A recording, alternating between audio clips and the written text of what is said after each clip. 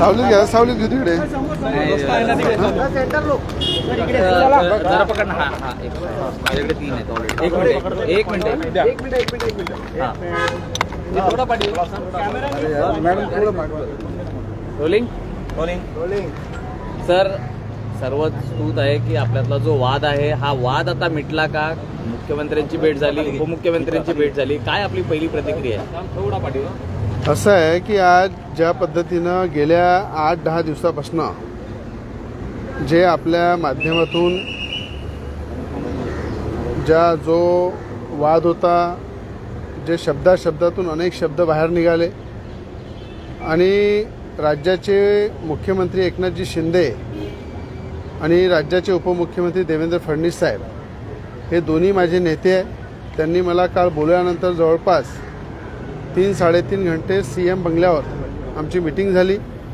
काही मतभेद होते, काही विचार, भाषा किंवा बोलण्याचे जे वाक्य होते ते न पटणारे होते, त्याच्यावर सुद्धा चर्चा झाली. आणि बच्चू कडू हे माझ्यासोबत अमरावती जिल्ह्यामध्ये, ते सुद्धा आमदार आहे, मी सुद्धा आमदार आहे आणि दोघेही आम्ही सरकारसोबत आहे. आणि जेव्हा एखादा मतभेद एखाद्या विचारामध्ये होते तर कुठेतरी बोलता बोलता तोंडातून जे काही निघालेलं आहे गुवाहाटीच्या संदर्भात किंवा आज एकनाथजी शिंदेंसोबत जे काही अपक्ष आमदार आहे, काही शिवसेनेमधून आलेले जे आमदार आहे, काही मंत्री आहे, ते सुद्धा माझे सहकारी आहे आणि आम्ही सगळे एकत्र आहे. त्यामुळं काही वाक्य निघाले असते तर मी ते परत घेते वाक्य. पण ज्या पद्धतीनं काही बच्चू कडू यांच्या तोंडूनसुद्धा अपशब्द निघालेले आहे आणि ते ज्या पद्धतीने त्यांनी बोलले होते की मी खिसे कापून लोकांना किराणा वाटतो, ते सुद्धा वाक्य न पसणारे होते. आणि अनेक त्यांनी खालच्या स्तरावरची जी भाषा केली होती, मला त्यांच्याकडनं पण अपेक्षा आहे की ते सुद्धा आपले शब्द वापस घेतील. आणि आम्ही दोघंही या सरकारसोबत आहे, सरकारचे घटक आहे आणि पूर्ण ताकदीनं मुख्यमंत्री आणि उपमुख्यमंत्र्यांसोबत उभे आहे.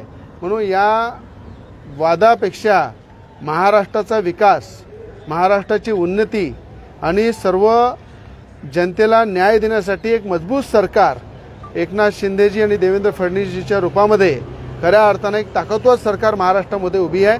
महाराष्ट्रामध्ये अनेक जे प्रश्न आहे, जे 2.5 वर्षामध्ये उद्धव ठाकरे करू शकले नाही, ते तातडीनं मार्गी लावण्याचं काम खऱ्या अर्थानं एकनाथजी शिंदे आणि देवेंद्र फडणवीस साहेबांनी केलेलं आहे. आणि 3 महिन्यामध्ये ज्या गतीने सरकारला पुढे आणलं, ते शेतकरी असो, शेतमजूर असो, कामगार असो की सर्वसामान्याचे प्रश्न असो, प्रत्येक प्रश्नाला तोडगा काढून पुढे नेण्याचं काम या सरकारने केलेलं आहे. म्हणून मला असं वाटते आमच्या वादापेक्षा किंवा आम्ही शब्दाचं अपशब्द वापरल्यापेक्षा कुठे प्रकारचं कोणाचं मन दुखावलं असेल, कुठे एकनाथ शिंदेंजीसोबत असलेले आमदार आहे, मंत्री आहे, त्यांच्यामध्ये गैरसमज झाला असेल, ते मी माझे शब्द वापस घेऊन या ठिकाणी हा विषय संपवत आहे.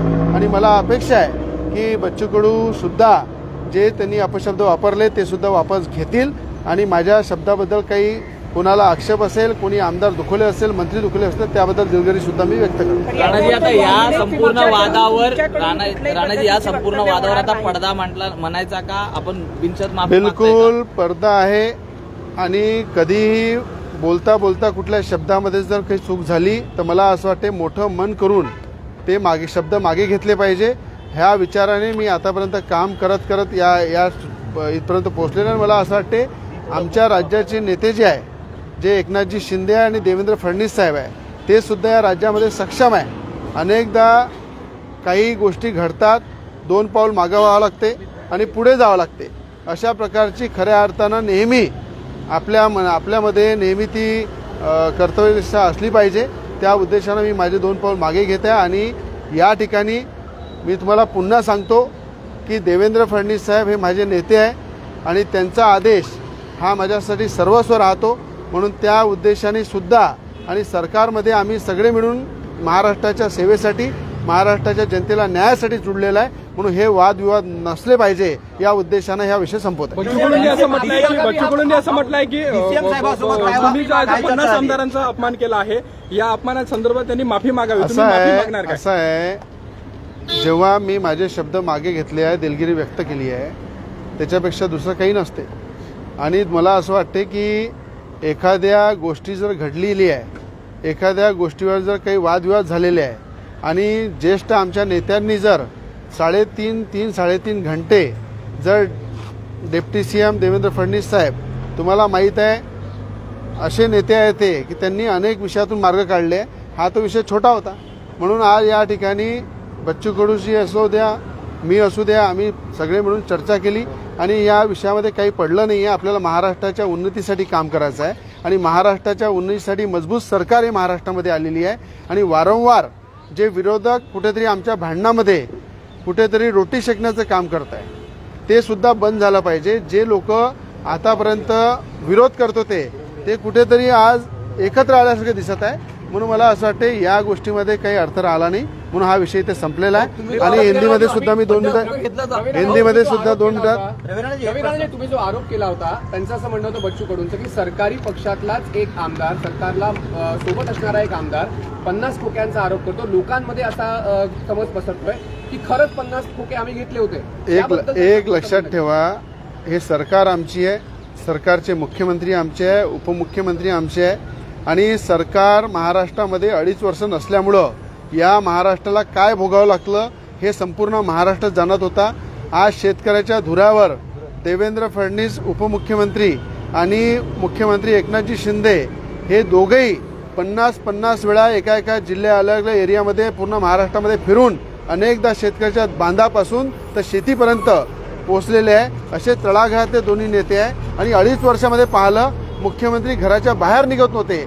या सगळ्या संकटातून बाहेर निघाल्यानंतर एक सक्षम मजबूत सरकार या महाराष्ट्राला मिळालेली आहे. म्हणून मला असं वाटते महाराष्ट्राचे प्रश्न, महाराष्ट्राला न्याय देण्यासाठी हे मजबूत सरकार हे आमच्यासाठी जरुरी आहे. अशा प्रकारचा वादविवाद हा आमच्यासाठी आवश्यक नाही आहे. म्हणून माझे शब्द जर आहे ते मी मागे घेत आहे आणि पूर्णपणे ताकदीने या सरकारसोबत उभं राहून महाराष्ट्राची सेवा करणार. हिंदीमध्ये बोलणार आहे मी 2 मिनिट. हिंदीमध्ये 2 मिनिटं बोलतो की साहेब एक मराठी प्रश्न आधी ऐका. तुम्हाला मुख्यमंत्री आणि उपमुख्यमंत्र्यांनी कानउघडी केल्यानंतर दोघांनीही समंजसची भूमिका घेतली का?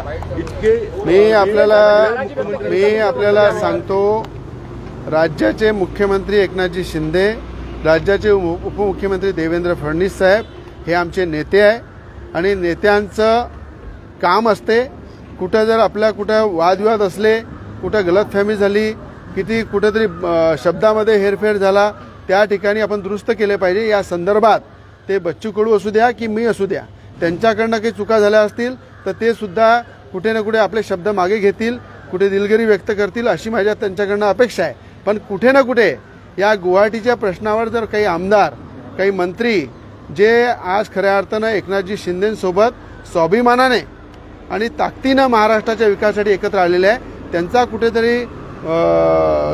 कुठेतरी त्यांना जर दुःख झालं असेल त्याबद्दल माझे शब्द मी वापस घेत आहे, दिलगिरीसुद्धा व्यक्त करत आहे. हा विषय संपलेला आहे. आपल्याला महाराष्ट्राच्या उन्नतीसाठी, महाराष्ट्राच्या विकासासाठी सरकार आहे, त्याच्या माध्यमातून महाराष्ट्राची सेवा करायची आहे. ह्या भानगडी वादविवाद हे आमचं लक्ष नाही आहे. आणि दुसरी गोष्ट ऐकून घ्या, खोक्यांचा व्यवहार झाला होता का? आज मैं यहाँ पे आप सभी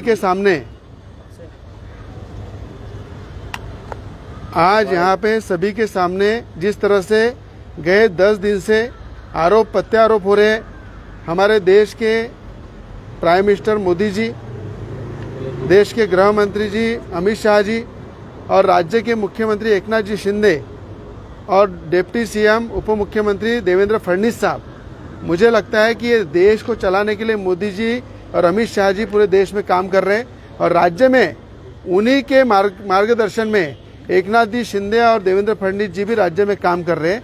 तो राज्य के नेता, कल हमारी 3-3.5 घंटे बैठक हुई. उस बैठक के अंदर जो भी मतभेद थे वो पूरी तरह से बाहर निकाले गए. उन मतभेदों के विचारों पे भी चर्चा हुई. कुछ MLA बच्चू कडू जी ने जो आक्षेप मेरे ऊपर उठाए थे उसके बारे में भी चर्चा हुई. और मुझे लगता है कुछ अगर एकनाथ शिंदे जी के साथ जो MLA मिनिस्टर है, कहीं मेरे बोलने पे उनको अगर कहीं आपत्ति है, कहीं दुख हुआ है, तो उसके लिए मैं दिलगिरी व्यक्त करता हूँ और मेरे शब्द वापस लेता हूँ. और इसी तरह इस विषय के अंदर जिस तरह से विरोधी पक्ष महाराष्ट्र में रोटियां सेक रहा है, हमें लगता है हमें महाराष्ट्र ने एकनाथ जी शिंदे और देवेंद्र फडणवीस जी को महाराष्ट्र के विकास के लिए, महाराष्ट्र के न्याय के लिए जो उद्धव ठाकरे जी 2.5 साल कर नहीं सके, वो 3 महीने में देवेंद्र फडणवीस जी ने और एकनाथ शिंदे जी ने करके बताया। हर जिले में 2-2, 3-3 बार जाके किसानों के बांध से लेके किसानों की खेती तक जाके उन्होंने महाराष्ट्र का काम किया है और महाराष्ट्र के प्रश्न छोड़ने के लिए, महाराष्ट्र के विकास के लिए ये सरकार मजबूत है और इस सरकार के साथ हम खड़े हैं। इसलिए हमारा कोई वाद विवाद रहा नहीं है। आने वाले समय में जो विरोधी बार बार कह रहे हैं कि ये प्रोजेक्ट महाराष्ट्र से गुजरात चले गए, मुझे उद्धव ठाकरे जी से कहना है, जो विरोधी लोग आरोप कर रहे हैं उनको कहना है कि आपने 2.5 साल में देवेंद्र फडणवीस जी जब मुख्यमंत्री थे उस समय जो प्रोजेक्ट लाए, जो प्रोजेक्ट महाराष्ट्र में शुरू हुए, उसमें से आधे प्रोजेक्ट उद्धव ठाकरे मुख्यमंत्री बनने के बाद 2.5 साल में बन गिरे। उसका सवाल का जवाब देना चाहिए। और सुभाष देसाई जो उद्योग मंत्री थे, उनकी भी हमने पूरी जांच में मांग करूंगा कि उसकी शुरू होना चाहिए। जहां पे भी एमआईडीसी के प्लॉट थे, जहां एमआईडीसी में गार्डन के प्लॉट थे, उसका चेंज ऑफ डेवलपमेंट का काम उन्होंने किया है। जो गार्डन के प्लॉट, जो झाड़ लगाने के प्लॉट एमआईडीसी में रखे गए थे, वो सुभाष देसाई ने उसको कमर्शियल में कन्वर्ट करके करोड़ों रुपए का मलिदा उद्योग विभाग से खाया है और वो मातोश्री पे उद्धव ठाकरे जी को पहुंचा है। उसकी भी इंक्वायरी होना चाहिए, ये भी मैं मांग करूंगा। और आने वाले समय में अभी एकनाथ जी शिंदे और देवेंद्र फडणवीस साहब के नेतृत्व में जिस तरह से महाराष्ट्र में 2019 में उद्योग शुरू किए थे, उससे दुप्पट उद्योग इस महाराष्ट्र में आएंगे और उद्योजकों को अच्छी संधि महाराष्ट्र में मिलेंगी, ये मुझे विश्वास है।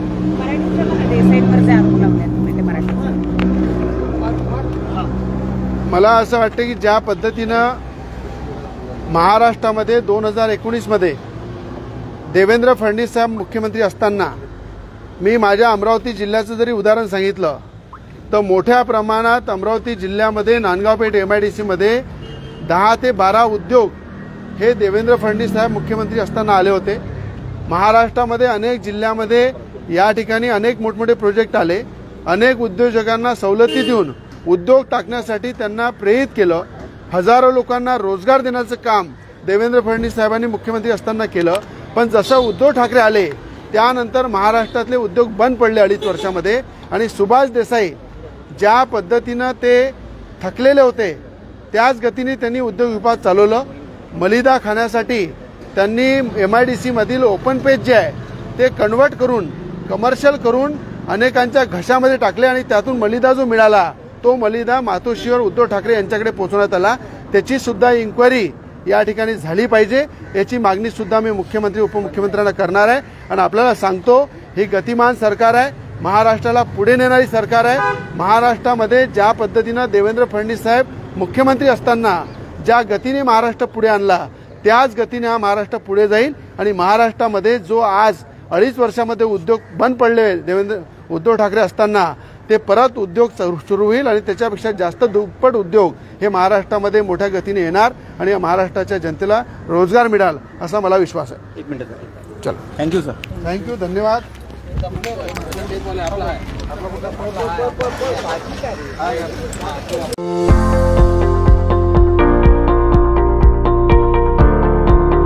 जळगाव जिल्ह्यातील धरणगाव चोपडा रस्त्यावर धरणगाव शहराहून 4 किलोमीटर अंतरावर पिंपळे फाट्याजवळ असलेला आमचा पेट्रोल पंप आपणास देतो 24 तास शुद्ध पेट्रोल आणि डिझेलची सुविधा, ऑनलाईन पेमेंट, स्वच्छ टॉयलेट, बाथरूम, ड्रायव्हरसाठी आराम कक्ष, निसर्गरम्य परिसर। तर आजच भेट द्या गुडलक एनर्जी, पिंपळे बुद्रुक, तालुका धरणगाव, जिल्हा जळगाव।